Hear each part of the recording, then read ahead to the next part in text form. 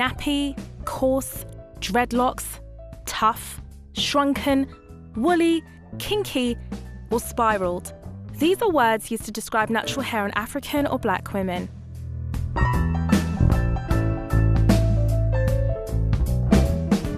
For over a century, black women have been under pressure to conform to a standard of beauty that many claim is European-centric. And when it comes to hair, this means altering through techniques such as chemical straightening or perming. Today, there has been the onslaught of what some have called the natural hair revolution. Online, there are thousands of tutorials made by black women on taking care of natural hair, from how to protect your natural hair journeys, to debates on whether women of colour should go natural, or experimentation with different hair textures. Going through these, you would think that this is representative of the experiences of the majority of black women. But black Muslim women are normally not a part of this discussion. And if not, why not? I met up with entrepreneur Dalila Baruti, who not only owns her own hair care line called Hug My Hair, she's also authored an ebook on how to look after one's natural hair under the Muslim veil, or the hijab. What I found interesting about the conversation is how this so-called natural hair revolution is not only about someone choosing to express self-love in keeping their curls, but how businesses and entrepreneurship is being created from it. As a Muslim woman myself, I know I definitely didn't feel part of the conversation. Though I have natural hair myself, it's very easy to go on a blog or on YouTube and learn more about natural hair and how to take care of it. But the presence of Muslim women in particular, I know I didn't feel online when I went online to look for it. Do you think this is because of the fact that we wear the hijab? Definitely. I think the hijab is definitely it's a visual barrier to being part of the natural hair conversation. People assume that because you cover your hair, you don't have to look after it.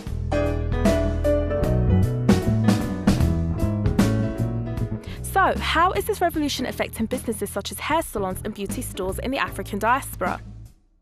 The United States has the biggest hair market, and the latest statistics show some interesting trends in attitudes and behaviours of consumers in the market. As black consumers in the United States embrace this so-called natural hair movement, the sales of styling products increased by almost 30% between 2013 and 2015. New research shows that sales of styling products went up by almost a third, with a profit of $946 million.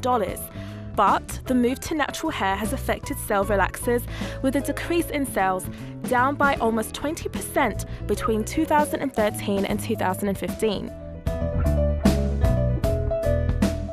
This is a trend that extends throughout communities in the diaspora.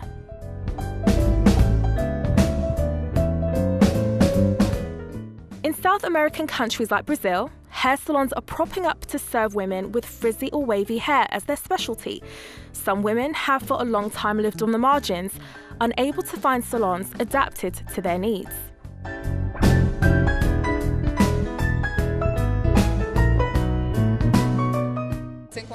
It was easy to find products on the market for normal, greasy or dry hair, but there's nothing for frizzy or wavy hair.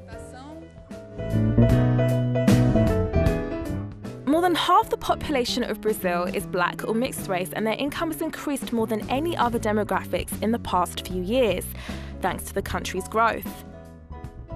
I liked having curly hair, but the products I was using just made it wavy. It's only when I came here that I could get curly hair.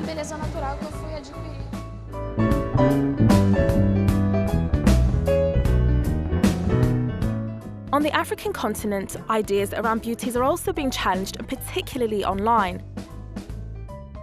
In the Ivory Coast, a group of young women calling themselves the Nappies de Babi have decided to challenge conventional views on style and beauty. It's still what society dictates. Modern women are represented with smooth hair flowing down their backs, never with frizzy hair. It's really a question of identity.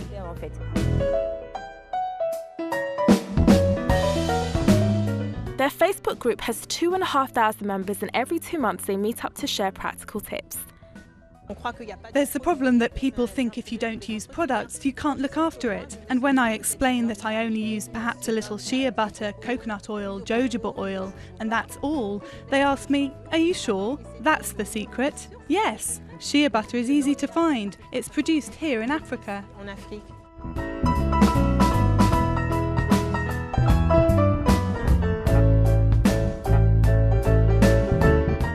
Whilst the exportation of straight and silky human hair still accounts for large profit for countries such as China and India, many people of African descent are choosing to embrace their curls and waves. Adama Munu, Africa This Week. Who taught you, please, who taught you to hate the texture of your hair? Who taught you to hate the color of your skin to such extent that you bleach